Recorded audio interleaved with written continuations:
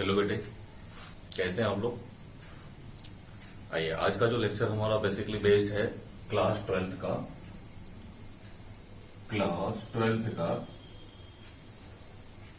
Physical chemistry का topic है बेटा, केमिकल काइनेटिक्स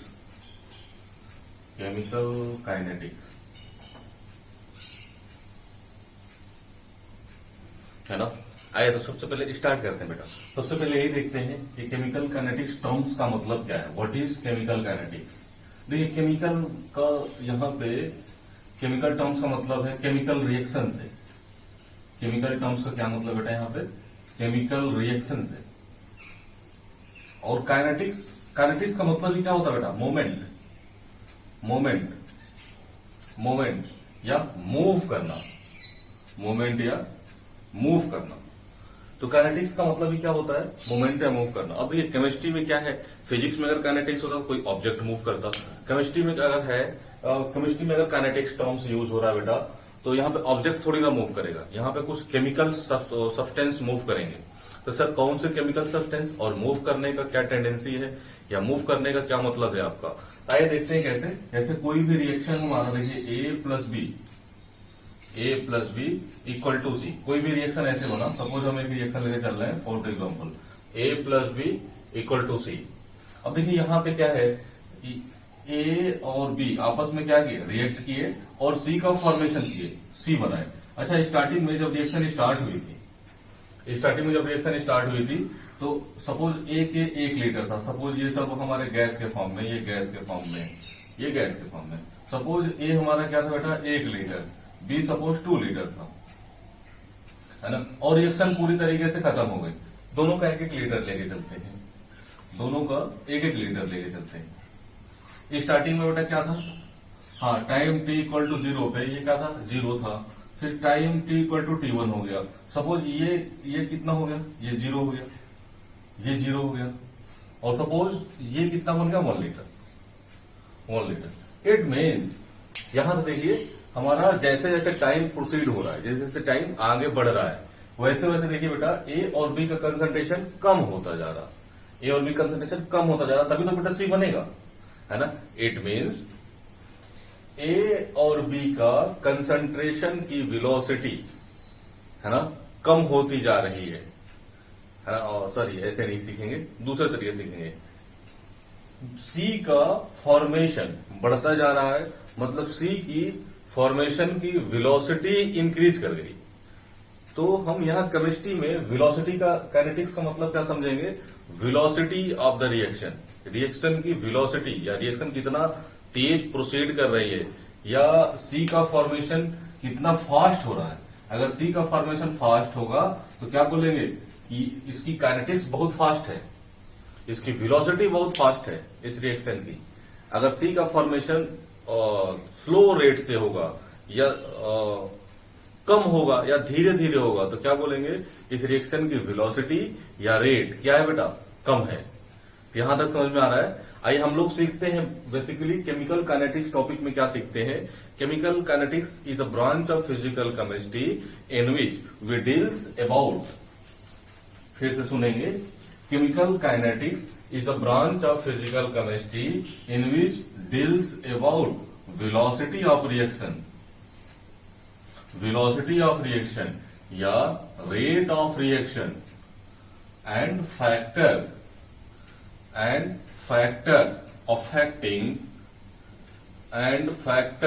affecting them। पूरे केमिकल काइनेटिक्स टॉपिक बेटा हम लोग क्या सीखेंगे, वेलोसिटी ऑफ रिएक्शन या रेट ऑफ रिएक्शन। अभी हम लोग सीखते हैं बेटा कि रेट क्या होती है, वेलोसिटी से अभी आप फेमिलियर हो गए। वेलोसिटी ऑफ रिएक्शन क्या होता, हाँ, कितनी फास्ट प्रोडक्ट का फॉर्मेशन हो रहा है, उससे हम लोग क्या अंदाजा लगाएंगे कि रिएक्शन उतनी तेज भाग रही है या उसकी वेलोसिटी उतनी ज्यादा है, ठीक है। और कौन कौन से ऐसे फैक्टर हैं, क्या सर वो फैक्टर प्रेशर हो सकता है, क्या सर वो फैक्टर कंसंट्रेशन ऑफ रिएक्टेंट हो सकता है, क्या वो फैक्टर टेम्परेचर हो सकता है। कौन कौन से ऐसे फैक्टर हैं जो वेलोसिटी या रेट किसका बेटा, रिएक्शन का, वेलोसिटी और रेट ऑफ रिएक्शन को अफेक्ट करते हैं। क्या सर किसी भी रिएक्शन में, अगर हम किसी भी कंटेनर में रिएक्शन हो रहा है, अगर प्रेशर बढ़ा दिया जाए तो क्या वेलोसिटी पर डिपेंडेंसी आएगी या नहीं आएगी, या जितने भी हमारे फैक्टर अफेक्टिंग हैं, जितने भी फैक्टर अफेक्ट कर रहे हैं वेलोसिटी या रेट को, वो सब हम किसमें पढ़ते हैं बेटा? केमिकल काइनेटिक्स में। यहां तक मामला क्लियर है? आइए हम लोग आगे प्रोसीड करते हैं, थोड़ा सा और देखते हैं इसका। सर काइनेटिक्स फिर किस टाइप के रिएक्शन में पढ़ी जाती है ना? हम रफ कर दे रहे हैं, टोटल रफ कर दे रहे हैं। देखिए यहाँ पे, अब देखिए बेटा, रिएक्शन 3 टाइप की होती है। रिएक्शन जो होती है बेटा, ये 3 टाइप की रिएक्शन होती है। हमने रेट के अकॉर्डिंग रिएक्शन को 3 पार्ट में डिवाइड किया। पहले लिखा very slow reaction, very slow reaction,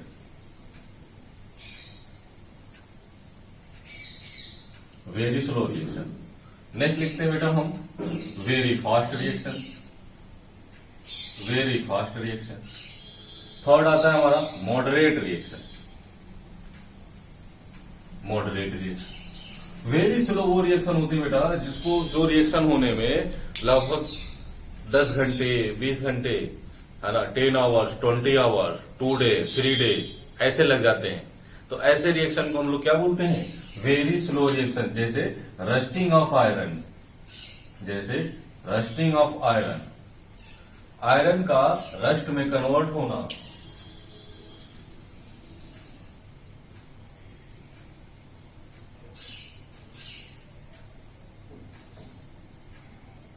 for the example rusting of iron, iron का रस्ट में कन्वर्ट होना किस कंडीशन, किस कैटेगरी में डायरेक्शन आती है? Very slow reaction. जैसे formation of curd, curd from milk, curd from milk, curd का मिल्क से बनना है ना, मिल्क से कर्ड का बनना, ये भी क्या बेटा? Very slow reaction. लगभग 5 से 7 घंटे लग जाते हैं। ठीक है। नेक्स्ट हमारा आता है very fast reaction. Very fast वो रिएक्शन होती है बेटा जो विद इन इंस्टेंट हो जाती है, तुरंत हो जाती है, एकदम एक माइक्रो सेकेंड में, है ना, विद इन इंस्टेंट हो जाती है, तुरंत हो जाती है। कहां पे? माइक्रो सेकेंड में।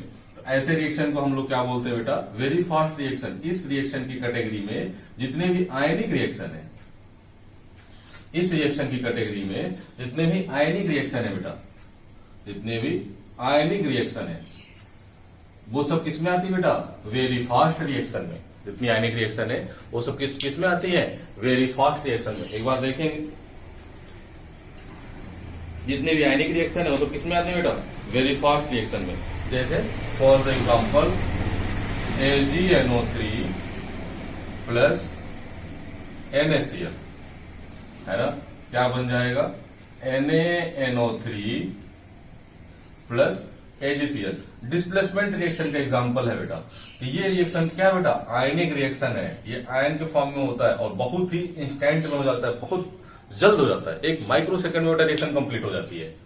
ठीक है। नेक्स्ट आते बेटा मॉडरेट रिएक्शन, है ना। ऐसी रिएक्शन जिसकी रेट न बहुत तेज है न रेट बहुत ही स्लो है ना, बीच बीच का रेट है इसका। तो ऐसे रिएक्शन को हम लोग क्या बोलते हैं? Moderate reaction. जैसे कोई एग्जांपल के लिए हम लोग देखते हैं, देखिए कैसे।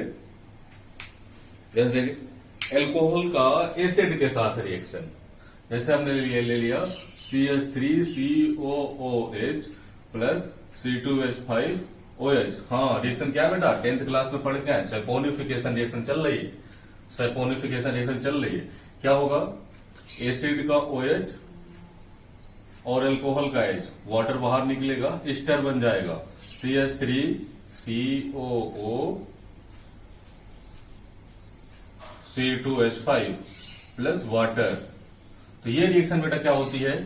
ये रिएक्शन क्या होती है? हमारी मॉडरेट टाइप की रिएक्शन होती है। अब हम केमिकल काइनेटिक्स किस टाइप के रिएक्शन पे अप्लाई करते हैं? तो बेटा हम केमिकल काइनेटिक्स पढ़ते हैं मॉडरेट रिएक्शन की। जो केमिकल काइनेटिक्स हम लोग पढ़ रहे हैं, केमिकल काइनेटिक्स हम लोग पढ़ रहे हैं, वो मॉडरेट टाइप ऑफ रिएक्शन के लिए केवल अप्लीकेबल होगा। हम न वेरी फास्ट रिएक्शन की केमिकल काइनेटिक्स पढ़ सकते हैं, न वेरी स्लो रिएक्शन की केमिकल काइनेटिक्स पढ़ सकते हैं। बेटा स्लो की इसलिए नहीं पढ़ सकते क्योंकि इसको होने में, इसको कंप्लीट होने में बहुत ज्यादा टाइम लग जाता है, तो इसका रेट बहुत ही कम होता है। है ना। वेरी फास्ट का हम केमिकल काइनेटिक्स नहीं पढ़ सकते, क्योंकि हम जो काइनेटिक्स अप्लाई करेंगे बेटा रिएक्शन कंप्लीट हो चुकी होगी।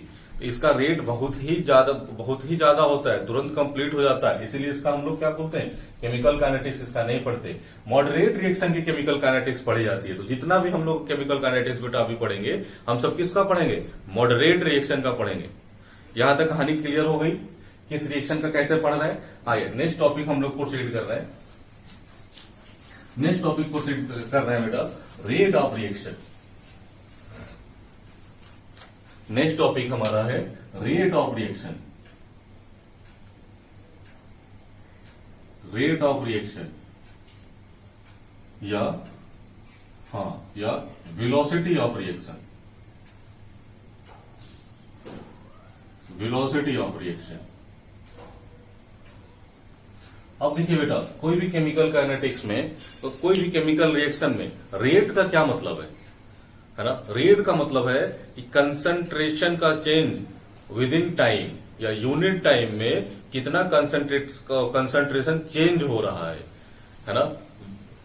एक यूनिट टाइम में कितना कंसंट्रेशन चेंज हो रहा है ना। इसी को हम लोग क्या बोलते हैं, रेट या वेलोसिटी। अगर ये ज्यादा आ जाएगा तो बोलेंगे इस रिएक्शन की रेट ज्यादा है, अगर ये कम आएगा it means change in concentration पर unit time.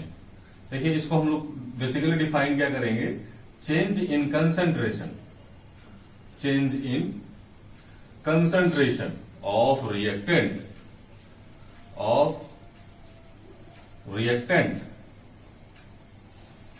In change concentration of reactant पर यूनिट टाइम, पर यूनिट टाइम। एक यूनिट टाइम में रिएक्टेंट का कंसंट्रेशन कितना चेंज हो रहा है, इसी को हम लोग क्या बोलते हैं बेटा, वेलोसिटी ऑफ रिएक्शन या रेट ऑफ रिएक्शन। रिएक्शन की रेट। अगर कंसंट्रेशन की चेंज ज्यादा हो रही है एक यूनिट टाइम में, अगर कंसंट्रेशन का चेंज ज्यादा हो रहा है एक यूनिट टाइम में, तो क्या बोलेंगे, इस रिएक्शन की रेट ज्यादा है, ये फास्ट रिएक्शन है, ठीक है, या इसकी वेलोसिटी ज्यादा है। अगर change of concentration of reactant एक यूनिट टाइम में कम हो रहा है, तो क्या बोलेंगे, इस रिएक्शन का रेट स्लो है एक यूनिट टाइम में। अरे यहां तक कहानी समझ में आ गई। आइए थोड़ा सा और इलोबरेट करते हैं। वेलोसिटी ऑफ रिएक्शन या रेट ऑफ रिएक्शन, बेसिकली बेटा हम लोग रेट लिख के चलते हैं, रेट लेके चलते हैं। वेलोसिटी भी इसका नाम होता है, कहीं कहीं आपको दिख जाएगा, लेकिन हम लोग रेट लेके चलते हैं। थोड़ा सा ये एक ट्रेंड बन गया है ना, जितने बुक है वेलोसिटी को रेट लिखते आ रहे, तो हम भी रेट डिक्टेट करते चलेंगे। अब देखिए बेटा, वेलोसिटी ऑफ रिएक्शन या रेट ऑफ रिएक्शन दो टाइप की। वेलोसिटी ऑफ रिएक्शन या रेट ऑफ रिएक्शन दो टाइप की। अच्छा एक चीज और यहीं पे डिक्टेट किया जाए। हमने बोला कि change in concentration in per unit time. चलिए रेट ऑफ रिएक्शन, इसको स्मॉल आर से रिप्रेजेंट करते हैं, equal to change in concentration. चलिए कंसंट्रेशन को अगर हम स्मॉल सी से रिप्रेजेंट करें, कंसंट्रेशन को स्मॉल सी से रिप्रेजेंट कर, देखिए हम इसको कैसे एक्सप्रेस कर रहे हैं। देखिए जैसे हमने लिया ए से बेटा बन गया बी, ए से क्या बना बी, ये एक हमारा केमिकल रिएक्शन है। चलिए हमने लिख दिया यहाँ पे सॉलिड और हमने यहाँ पे लिख दिया चलिए लिक्विड। ए से बी बनना है। चलिए टी इक्वल टू 0, मतलब रिएक्शन जस्ट स्टार्ट हुई है, रिएक्शन जस्ट स्टार्ट हुई है। तो सपोज ए का एक्स मोल है, ए का एक्स मोल है, और बेटा रिएक्शन स्टार्ट हुई तो बी बना ही नहीं, अभी तो 0 है। चलिए टी इक्वल टू T1 पे, टी इक्वल टू T1 पे ए सपोज पूरा खत्म हो जा रहा है, और बी का बेटा ये जितना खत्म होगा उतना ही तो बी बनेगा, और बी का बेटा एक्स बन जा रहा है। बी का कितना बन जा रहा है, एक्स बन जा रहा है। अब देखिए कहानी, अब हम रेट कैसे निकालेंगे, तो rate equal to change in concentration of reactant. केवल रिएक्टेंट की बेटा इसमें बात होगी, केवल रिएक्टेंट के रेफरेंस में बात होगा। तो पहले रिएक्टेंट कितना था बेटा, एक्स था, बाद में रिएक्टेंट कितना हो गया, 0 हो गया, अपॉन पहले टाइम कितना था, 0 था। और एक मिनट बेटा, change in concentration of reactant, हम क्या करते हैं बेटा, हमेशा चेंज क्या निकालते हैं, फाइनल माइनस इनिशियल, है ना। तो फाइनल कितना बचा बेटा, ए का 0 माइनस इनिशियल कितना था, एक्स, अपॉन फाइनल टाइम कितना बेटा, T1, इनिशियल टाइम कितना हमारा 0। अब देखिए हमने इसको क्या लिखा, change of concentration, change in concentration of reactant A, और यहां ये क्या बेटा, टाइम चेंज हो गया। तो बेटा हमारा रेट कितना आ गया, -x/T1। अब देख रहे हैं बेटा यहां पे क्या आ रहा है, नेगेटिव साइन आ रहा है। अब देख रहे हैं रेट यहां पे क्या आ रहा है, नेगेटिव साइन आ रहा है। नेगेटिव साइन ये रिप्रेजेंट करता है कि ए का concentration during the reaction decrease कर रहा। Negative sign is represent that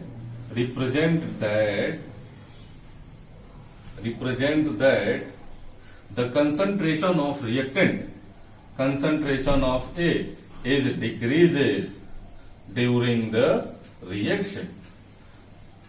अगर कहीं पे भी निगेटिव साइन आ जाए तो इसका मतलब, अगर रेट के साथ निगेटिव साइन आ जाए तो इसका मतलब ये बताएगा कि जो रिएक्टेंट का कंसंट्रेशन है वो क्या कर रहा है बेटा, डिक्रीज कर रहा, या जिसके भी रेस्पेक्ट में हम ये रेट निकाल रहे हैं वो क्या कर रहा है, डिक्रीज कर रहा। अगर हम ऐसे ही बात करें प्रोडक्ट के केस में, अगर हम प्रोडक्ट का रेट निकालना चाहें, देखिए कैसे, हमने लिखा आर, तो फाइनल प्रोडक्ट कितना है बेटा, एक्स, और इनिशियल प्रोडक्ट का कंसंट्रेशन कितना, 0। फाइनल माइनस इनिशियल करते हैं बेटा, ये एक्चुअली हम लिख क्या रहे हैं बेटा, कंसंट्रेशन लिख रहे हैं। पहले क्या निकाला बेटा, रिएक्टेंट का, अब हम प्रोडक्ट का रेट निकाल रहे हैं, देखिए कैसे, x - 0 है ना। अब देखिए फाइनल टाइम कितना, T1 - 0 इक्वल टू कितना आ जाएगा बेटा, x/T1। ये किसका है बेटा रेट, B का। ये किसका रेट निकाला हमने, A का।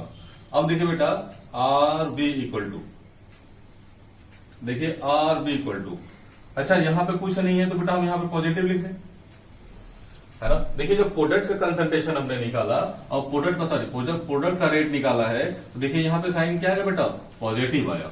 मतलब इसका क्या मतलब है, positive sign represent that concentration of B is increases during the reaction. कहानी समझ में आ गई। कभी भी रेट में जिसके रेफरेंस में रेट निकाला जाता है, अगर बेटा पॉजिटिव साइन आ जाए तो इसका क्या मतलब बताएंगे कि पॉजिटिव साइन ये रिप्रेजेंट करता है कि concentration of that substance is increases during the reaction. यहां तक कहानी क्लियर हो गई। अरे बोलिए, चलिए अब आगे थोड़ा सा सीखते हैं हम लोग। कभी भी किसी का भी रेट, किसी भी केमिकल रिएक्शन में किसी का भी रेट अगर पॉजिटिव आ जाए तो इसका मतलब है कि उस सब्सटेंस का कंसंट्रेशन क्या कर रहा बेटा, इंक्रीज कर रहा। और किसी का रेट अगर डिक्रीज और निगेटिव आ जाए तो जिसके रेस्पेक्ट में, जिस केमिकल सब्सटेंस रिएक्टेंट या प्रोडक्ट के रेस्पेक्ट में वो रेट डिफाइन किया गया है या निकाला गया है ना, वो रेट क्या होगा बेटा, उसका कंसंट्रेशन डिक्रीज कर रहा है। नहीं समझे, एक बार फिर से सीखेंगे, एक बार फिर से समझेंगे। किसी भी सबस्ट्रेट, रिएक्टेंट या प्रोडक्ट, सपोज हम रिएक्टेंट की बात कर रहे हैं, सपोज कोई रिएक्टेंट है, अगर उसका हमने रेट निकाला, कोई रिएक्टेंट है उसका हमने क्या निकाला बेटा, रेट फाइंड किया, और रेट का साइन कितना आ गया, वैल्यू क्या ही हमसे नहीं मतलब है, रेट का साइन निगेटिव आ गया। रेट का साइन क्या है बेटा, निगेटिव आ गया, तो हम तुरंत ये कहेंगे कि उस रिएक्शन में during the reaction the concentration of reactant got decreases regularly. ठीक है। और अगर हम सपोज प्रोडक्ट के केस में अगर रेट निकाल रहे हैं और सपोज वो पॉजिटिव वैल्यू आ जाती है, तो क्या बोलेंगे, इससे हमको क्या पता चलेगा कि जब रिएक्शन प्रोसीड हो रही थी, जब रिएक्शन चल रही है, तो उस प्रोडक्ट का कंसंट्रेशन इंक्रीज कर रहा है। तो रेट का साइन पॉजिटिव निगेटिव आने का यही मतलब होता है, हम लोग बेसिकली पता कर ले जाएंगे। अब हम लोग देखते हैं बेटा रेट ऑफ रिएक्शन कितने टाइप के होते हैं। तो रेट ऑफ रिएक्शन बेटा बेसिकली टू टाइप, दो तरह के रेट ऑफ रिएक्शन होते हैं। एक रिएक्शन रेट होता है बेटा, एक होता है एवरेज रेट, एक होता है इंस्टेंटेनियस, एक होता है इंस्टेंटेनियस। एवरेज रेट में बेटा एक डिफिनिट टाइम इंटरवल होता है, एक डिफिनिट टाइम इंटरवल। ये ठीक वैसे ही है बेटा जैसे एवरेज स्पीड या एवरेज वेलोसिटी हम लोग पढ़ते हैं कहां पे, फिजिक्स में, है ना। तो एवरेज रेट ऑफ रिएक्शन एक डिफिनिट टाइम इंटरवल में होता है, जैसे बोल देगा 5 मिनट से 10 मिनट के बीच, ऐसे तो एक टाइम इंटरवल हमारे पास हो गया, एक हमारे पास 5 मिनट से 10 मिनट के बीच में रेट कितना होगा रिएक्शन का। ठीक है, इंस्टेंटेनियस रेट में क्या होता है बेटा कि एक इंस्टेंट पे पूछा जाता है, बोलेगा what is the rate in 5th second या what is the rate in 4th second. एक इंस्टेंट पे, पर्टिकुलर एक इंस्टेंट पे बेटा पूछा जाता है। अरे कहानी सही है यहां तक?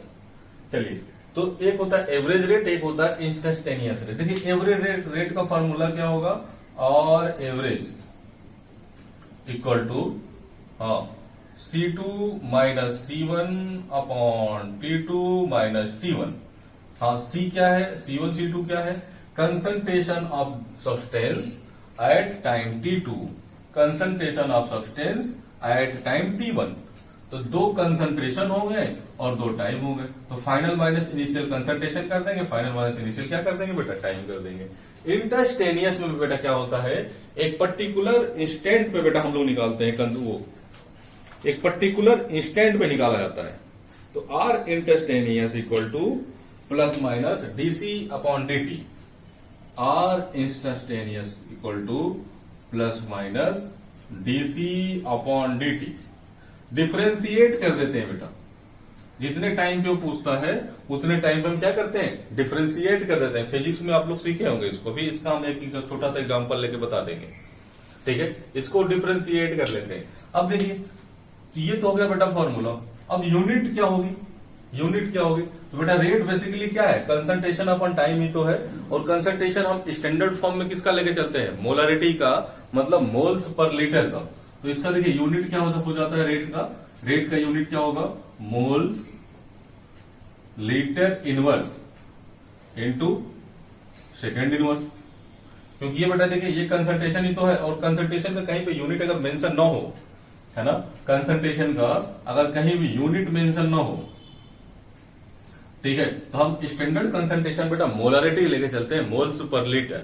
तो बेटा rate equal to moles per litre, मतलब moles litre inverse second inverse. तो ये क्या हो गया बेटा हमारा, ये हमारा रेट का फॉर्मूला हो गया।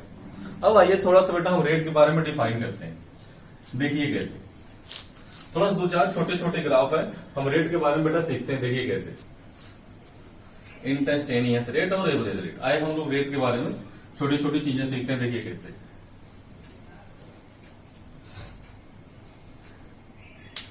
आइए हम ग्राफ बना रहे हैं बेटा। सपोज देखिए हमने लिखा a प्लस बी, या हमने ऐसे लिख दिया a इक्वल टू प्रोडक्ट,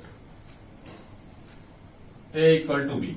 हमने एक रिएक्शन ली, ये हमारा क्या बेटा, a क्या है, हमारा रिएक्टेंट है, ये हमारा क्या है, हाँ रिएक्टेंट है, बी हमारा क्या बेटा, प्रोडक्ट है। आइए हम ग्राफ खींचते हैं। अच्छा, जब रिएक्शन बेटा देखिए फॉरवर्ड डायरेक्शन में जा रही है ना, जब रिएक्शन बेटा क्या जा रही है, फॉरवर्ड डायरेक्शन में जा रही है, इट मीन जैसे जैसे रिएक्शन मूव करेगी, जैसे जैसे टाइम बढ़ेगा, वैसे वैसे ए का कंसंट्रेशन कम होगा या बी का कंसंट्रेशन बढ़ेगा। बी का कंसंट्रेशन बढ़ेगा तो बेटा ए से ही तो बी बनेगा। तो अगर देखिए हम ऐसे ग्राफ खींचें, अगर हम देखिए यहां पे थोड़ा सा बड़ा ग्राफ खींच लेते हैं, जैसे हम यहां पे ऐसे ग्राफ खींचे, है ना, एक्स एक्सिस अगर टाइम को दिखा दिया और वाई एक्सिस बेटा अगर कंसंट्रेशन को दिखा दिया। अगर हम यहां पे क्या खींच दिए बेटा, हम यहां पे ग्राफ खींच दिए, ठीक है, चलिए हम यहां पे ग्राफ खींच दिए। हम दो ग्राफ खींच रहे हैं आपके यहां, एक ग्राफ यहां ड्रॉ किया और एक ग्राफ बेटा यहां ड्रॉ किया। हम दो ग्राफ बेटा ड्रॉ कर रहे हैं। देखिए एक ग्राफ यहां, अब देखिए बेटा अगर रिएक्टेंट ए के रिस्पेक्ट में अगर हम ग्राफ बनाए तो ग्राफ बेटा कुछ ऐसे जाता है। क्यों? क्योंकि टाइम देखिए जैसे जैसे टाइम बढ़ रहा है, जैसे टाइम बढ़ रहा है वैसे वैसे कंसंट्रेशन बेटा क्या हो रहा है, डिक्रीज कर रहा है। टाइम बढ़ रहा है तो कंसंट्रेशन डिक्रीज कर रहा था। ये ग्राफ किसके रिस्पेक्ट में बना है बेटा, है ना, रिएक्टेंट के रिस्पेक्ट में। चलिए हम कोई 2 पॉइंट ले लेते हैं, दो इंस्टेंट पे हम एवरेज रेट आपको निकाल के या फाइंड करके बेटा बता रहे हैं। देखिए हम 2 पॉइंट ले लिए। चलिए यहां पे हमने लिख दिया T1 और यहां पे लिख दिया हमने T2, यहां पे हमने लिख दिया हाँ C1, यहां पे लिख दिया हमने C2। यहां तक बात देखिए, यहां तक बात क्लियर है, यहां तक बात क्लियर है।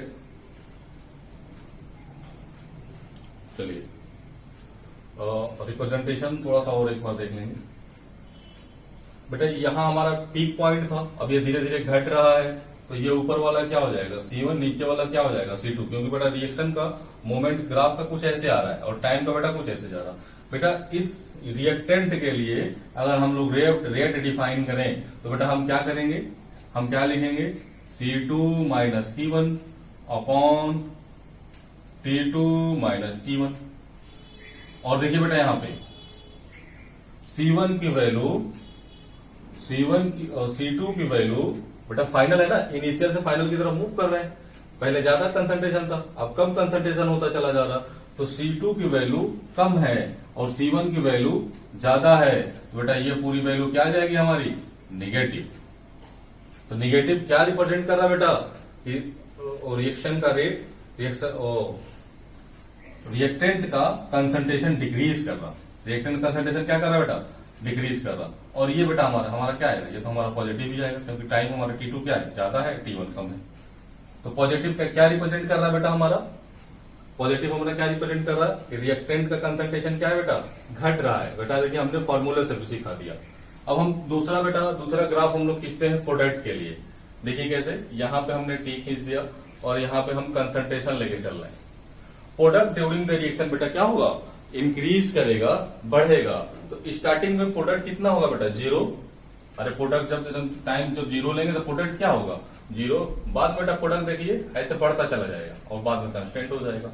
हमने रिएक्टेंट बेटा 0 नहीं लिया, हमने रिएक्टेंट 0 नहीं लिया, क्यों, अरे स्टार्टिंग में रिएक्टेंट कुछ तो होगा, कुछ होगा तो बेटा हमने चालू कहां से किया है ना, हमने 0 नहीं लिया है। देखिए हमने एकदम पीक लेवल यहां पे है ना, यहां से बेटा देखिए घट रहा है। यहां पे क्या होगा बेटा, रिएक्टेंट क्या होगा, पहले 0 होगा, फिर क्या होगा, बढ़ता चला जाएगा। चलिए यहां पे अगर हम 2 पॉइंट ले लें, यहां पे हम 2 पॉइंट ले लें और हम थोड़ा सा इफेक्ट जानना चाहते हैं,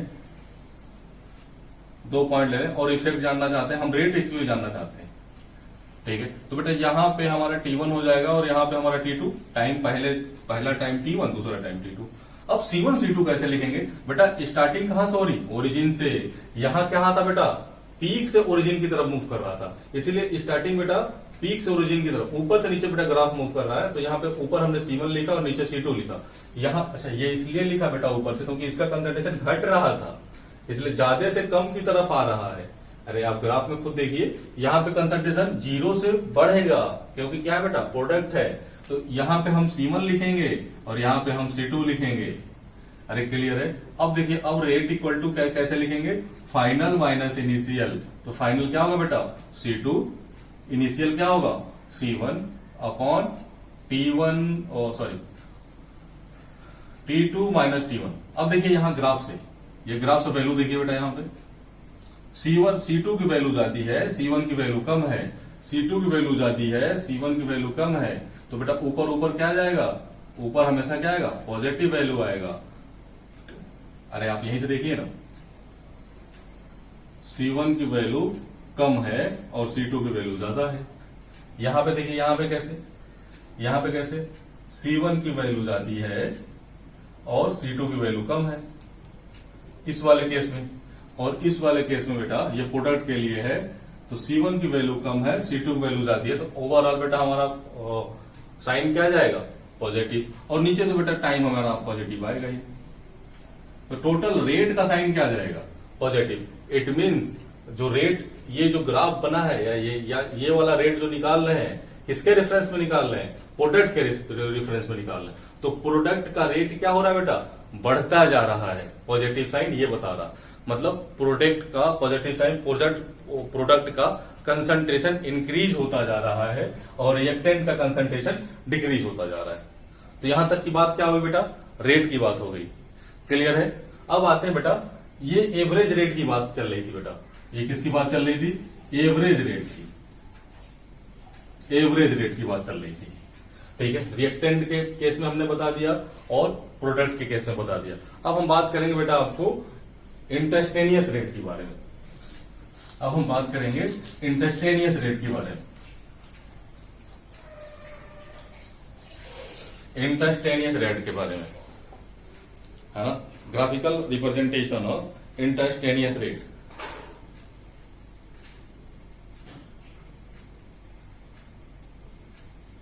इंस्टैंटेनियस रेट। चलिए फिर से बेटा एक हम हाइपोथेटिकल एक्शन लिए, ए इक्वल टू बी। चलिए हम पहला ग्राफ है जैसे कि यहां पे खींच दिया, दूसरा ग्राफ हमने यहां पे खींच दिया। पहला ग्राफ बेटा ये वाला रिएक्टेंट के लिए है, रिएक्टेंट के लिए है, और जो दूसरा ग्राफ है बेटा ये प्रोडक्ट के लिए। फिर से वही कहानी, यहां पे हमने टाइम ले लिया और यहां पे हमने कंसंट्रेशन ले लिया, यहां पे हमने टाइम ले लिया और यहां पे हमने, हाँ इधर हमने क्या ले लिया बेटा, कंसंट्रेशन ले लिया। ठीक है, अब देखिए कहानी कैसे बन रही है। फिर से वही बात, ये किसके लिए होगा बेटा, हाँ रिएक्टेंट के लिए घट रहा है ऊपर से, जैसे हम बढ़ रहे हैं, टाइम बढ़ रहा है, कंसंट्रेशन घट रहा है। ये किसके लिए बेटा, प्रोडक्ट के लिए, ये बी के लिए। अब इसमें क्या करेंगे, इसका इंटरेस्टेनियस, इसका रेट निकालने के लिए हम क्या करेंगे बेटा, हम एक टेंजेंट ड्रॉ कर लेंगे, एक टेंजेंट ड्रॉ कर लेंगे, और टेंजेंट का, है ना, एक टेंजेंट ड्रॉ कर लेंगे हम लोग। और टेंजेंट का बेटा क्या होगा, कोऑर्डिनेट होगा। सपोज यहां पे कोऑर्डिनेट x1 y1 है और यहां कोऑर्डिनेट x2 y2 है। तो इसका क्या निकाल लेंगे, इसका स्लोप निकाल लेंगे, और जो स्लोप होगा बेटा वही रेट हो जाएगा। तो रेट इक्वल टू स्लोप, और जो स्लोप होगा बेटा वही रेट हो जाएगा। तो स्लोप कैसे फाइंड करेंगे, अगर हमको कोऑर्डिनेट दे दिया जाए x1 y1 और x2 y2, तो बेटा कैसे निकालेंगे, y2 माइनस y1 और x2 minus x1, y2 minus y1 और x2 माइनस x1। तो ये क्या होगा बेटा, यही हमारा क्या आ जाएगा, रेट आ जाएगा स्लोप से, है ना। फिजिक्स में हम लोग पढ़े होंगे बेसिक मैथ में। अगर बेटा हमको इंस्टैंटेनियस रेट दे दिया, ये ग्राफ दे दिया, तो अगर हमको इस ग्राफ में अगर हमको रेट पता करना है तो हम फिर से टेंजेंट खींच देंगे और हमको दो कोऑर्डिनेट मिल जाएगा। सपोज यहाँ पे x2 और y2 है और यहाँ पे x1 और y1 है, तो फिर से हम क्या कर लेंगे बेटा, r इक्वल टू स्लोप या टेंजेंट का स्लोप, तो है ना, स्लोप क्या कर लेंगे, x2 minus x1, sorry y2 minus y1 upon x2 minus x1। ये हमारा क्या हो गया बेटा, इंस्टैंटेनियस रेट निकालने का सही तरीका हो गया। यहां तक कहानी सही है, चलिए ठीक है, यहां तक कहानी से y2 माइनस y1, फिर से वही कहानी, हाँ y2 माइनस y1, फिर से वही कहानी बेटा। देखिए y2 की वैल्यू कम है, y1 की वैल्यू ज्यादा है, तो ये ऊपर वाला वैल्यू क्या आ जाएगा बेटा, निगेटिव आ जाएगा। ठीक, यहाँ पे y2 की वैल्यू ज्यादा है, y1 की वैल्यू कम है, तो नीचे वाला बेटा क्या आ जाएगा, ऊपर वाला पोर्शन क्या आ जाएगा हमारा, पॉजिटिव आ जाएगा। और बेटा नीचे तो हमेशा पॉजिटिव रहेगा, नीचे हमेशा पॉजिटिव, ठीक है, पॉजिटिव। तो ये निगेटिव साइन क्या रिप्रेजेंट कर रहा है, ए का concentration during the reaction decrease कर रहा है। पॉजिटिव साइन क्या रिप्रेजेंट कर रहा है, बी का reaction during the reaction increase कर रहा है, बी का concentration during the reaction increase कर रहा है। तो ये रहा बेटा आज का हमारा लेक्चर, रेट निकालने का केमिकल रिएक्शन का। आइए दो चार क्वेश्चन कर लेते हैं, फिर बेटा हम लोग लेक्चर बाइंड अप करेंगे। देखिए कैसे, हमने बोला एक क्वेश्चन देखिए, concentration of product very with the time according to the following equation. कोई भी प्रोडक्ट का कंसंट्रेशन है, concentration of product is varies with time according to this following equation. जैसे हमने दे दिया 4t square plus 3t plus 4, हमने दिया कोई प्रोडक्ट का कंसंट्रेशन टाइम के अकॉर्डिंग इस फॉर्मूले से वेरी कर रहा है, वेरिएशन हमने दे दिया, और बोला कि इस प्रोडक्ट का आप रेट बताइए कितने पे, t इक्वल टू 2 सेकेंड पे। मतलब हम किसकी बात कर रहे हैं बेटा, r इंस्टैंटेनियस की बात कर रहे हैं। ठीक है, तो हमने क्या फॉर्मूला बनाया, r equal to dc upon dt। डिफ्रेंशिएट करेंगे पूरे फॉर्मूले को, तो देखिए कैसे, हमने पहले लिखा d, फिर लिखा 4t square plus 3t plus 4 upon dt। अब देखिए डिफरेंशिएट करेंगे तो क्या होता है, जो पावर होता है बेटा वो स्टाइकोमेट्रिक के मल्टीप्लीकेशन हो जाएगा और बाद में पावर क्या लिख देते हैं n-1। तो देखिए इसका डिफरेंशिएशन करेंगे, पहले इसका फिर इसका फिर इसका, तो 4t स्क्वायर का जब डिफरेंशिएशन करेंगे तो क्या लिखेंगे 4 इंटू 2 इंटू टी, जितना पावर है उससे एक लेस पावर कर देते हैं, तो 2 माइनस 1 इक्वल टू 1 प्लस, हाँ अब देखिए बेटा इसका जिस टर्म का डिफरेंशिएशन उसी के रेस्पेक्ट में करते हैं बेटा, जैसे t का डिफरेंशिएशन t के रिस्पेक्ट में करेंगे तो डिफरेंशिएशन की वैल्यू क्या आती है बेटा 1, तो यहां पे क्या लिख देंगे बेटा 3 इंटू 1 प्लस कांस्टेंट का डिफरेंशिएशन हमेशा 0 होता है, तो यहां पे क्या लिख दिया 0। ये सब बेटा आप लोग सीखिएगा, ठीक है। तो हमारी टोटल वैल्यू कितनी आ गई 4 2 8t प्लस 3, 0 खत्म। अब हमको क्या दिया बेटा, हाँ हमको यहां से क्या दिया, हमको यहां से क्या दिया कि हमको रेट बताना है किस पे, t इक्वल टू 2 सेकेंड पे। तो बेटा हम t की जगह क्या लिख देंगे 2, तो 8 इंटू 2 प्लस 3, तो 8 2 कितना हो जाएगा 16 और 3 कितना हो जाएगा 19, और 19 ये कितना दिया बेटा, ये कंसंट्रेशन मोल पर लीटर में दिया है ना, और नीचे क्या है सेकेंड, तो बेटा हम क्या लिखेंगे mole litre inverse second inverse. ये हमारा बेटा क्या आ गया इंस्टेंटेनियस रेट का हमारा आ गया चीज। एक और देख लेते हैं बेटा, एक इंस्टेंटेनियस रेट हो गया, एक बेटा हम लोग देख लेते हैं एक एवरेज रेट का हम लोग कहानी सीख लेते हैं, एक एवरेज रेट का न्यूमेरिकल देख लेते हैं।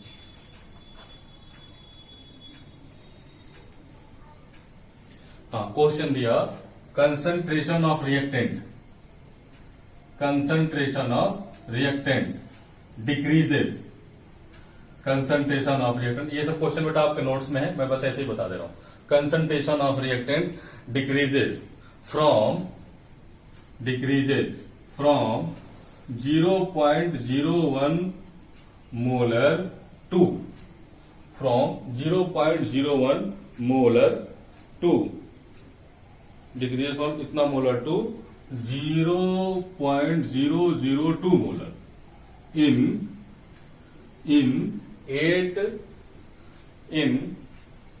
8 सेकेंड, इन 8 सेकेंड। 8 सेकेंड में ये क्या था बेटा, ये इनिशियल है और ये फाइनल है, तो आप रेट बताइए। तो रेट इक्वल टू इनिशियल 0.01, एक मिनट, फ्रॉम इतना से इतना है ना, तो rate equal to 0.002 minus 0.01 upon 8, ठीक है। अब यहां से जो आंसर आएगा वो आपका क्या बन जाएगा बेटा, रेट बन जाएगा mole litre inverse second inverse, ठीक है। ये बेटा हमारा पहला लेक्चर आज हमारे बेसिकली बेस्ड हुआ रेट ऑफ रिएक्शन पे, ठीक है। तो आज यहीं तक कहानी बेटा बाइंड अप करते हैं। रेट ऑफ रिएक्शन हमने आपको इंस्टेंटेनियस बताया और एवरेज बताया, काइनेटिक्स के बारे में पूरी बता दिया। तो पहला लेक्चर बेटा यहीं पे बाइंड अप करते हैं, ठीक है। ओके बेटा, तो keep smiling and be happy, thank you.